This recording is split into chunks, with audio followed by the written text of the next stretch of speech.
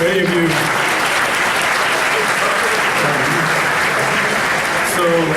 So many of you know Peggy Matsuda. And Peggy said to me, did you notice how well Wendy Gruhl did sticking to her script? Okay, which was, where is Wendy? Oh, there she is. Stand up, Wendy. Stand up, Peggy. Okay, there she is. So she said, so that was a nice thing for me to stay on my script, which is not easy for me to do, but I'll try the best that I can. But let me just start by, as I look out on this evening, and I gotta tell you, it's kind of overwhelming to see all of you out there. In 1980, there was an article that came out in healthcare magazines that said that the freestanding community hospital would be the thing of the past in about 15 years.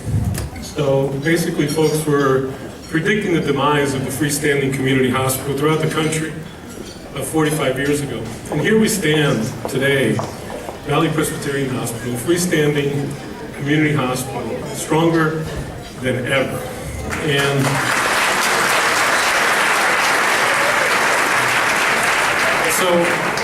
I thought of that as I looked down, because the term freestanding is kind of a misnomer. It makes you feel like we're doing this alone.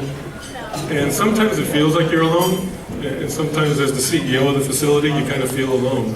But when you look out and you see 500 folks that come out to honor our honorees and contribute to the success of the Amputation Prevention Center and contribute to the continued success of the facility. And when you look at that and you say there's a lot of folks here that have been with Valley Presbyterian for the last 30, 40, 20 years. So we're not alone.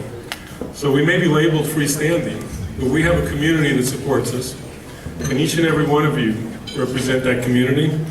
And I have never felt a greater sense of community than I do standing here tonight before each and every one of you. It's from the bottom of my heart that I thank you all for your great support.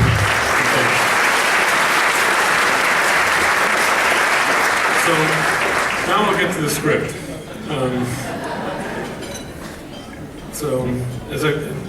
We have an addition to the script. And the winner is, we have to recognize our Assemblyman, Adrin Nazarian, who just arrived. So, thank you very much. Adrin, you're a big part of that community. And I appreciate your support and everything you do for us in Sacramento. So thank you for being here this evening. So as I've told some of my friends, I'm Cuban. I'll try to keep this to at least 45 minutes. Even though Peggy said keep it to 6. So let's see what I can do. I'm pleased that so many of you have come here tonight to honor two folks that really are extraordinary. Extraordinary in their giving, extraordinary in their passion, and have competed tonight to see who could get their picture taken with more people more often. Okay, and that's Nicholas Domenico and Edward James Olmos.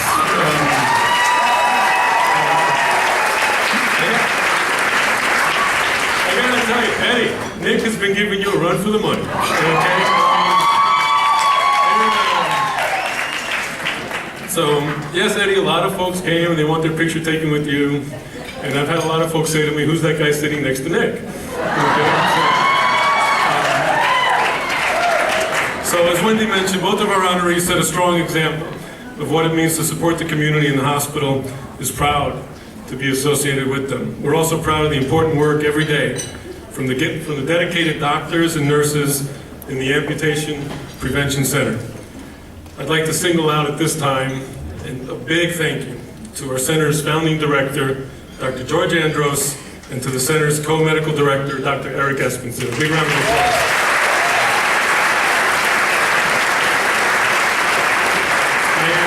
I am extremely proud of everything we do at Valley Presbyterian Hospital.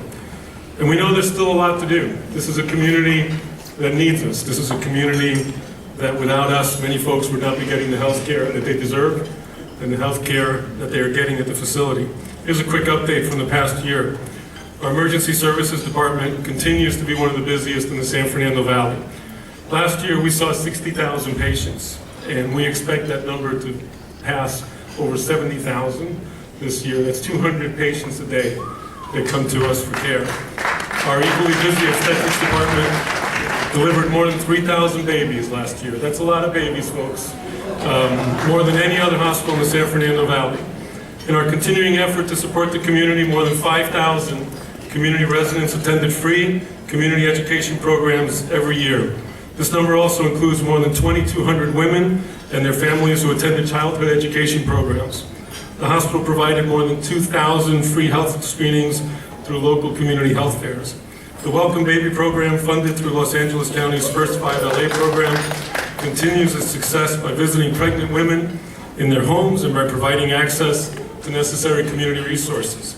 El Nido Family Centers continues as our partner. Thank you to Liz Rivera and to her team for continuing our important work together. Thank you, Liz. Appreciate it.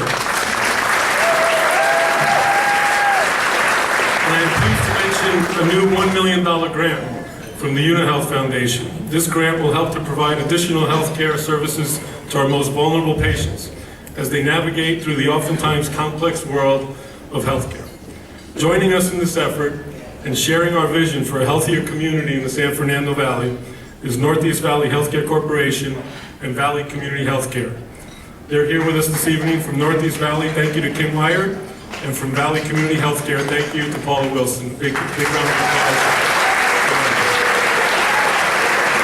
The employees in our community are tireless in what they do for our community, and we could not be where we are today without them. Our employees, 1,600, and this is National Nurses Week, so a big shout out to all of our nurses.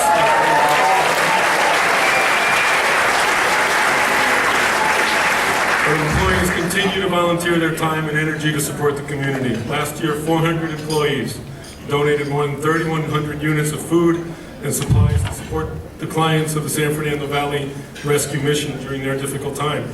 Every hospital department adopted more than 50 families during the holiday season. From planting trees in community parks, visiting seniors in nursing homes, helping students understand careers in healthcare, and walking to raise awareness for breast cancer, our dedicated employees understand that serving the community is what we do every single day, not just in the hospital, but in the community. So thank you very much to our 1,600 dedicated employees.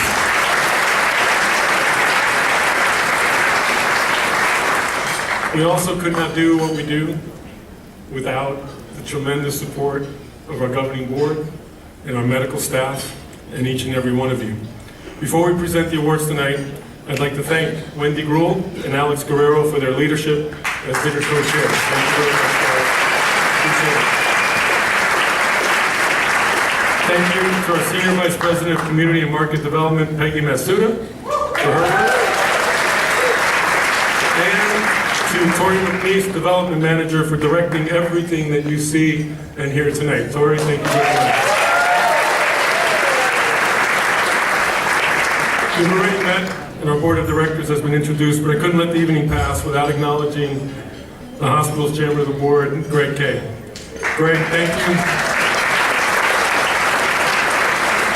Thank you for your leadership, your expertise, and for being a great friend.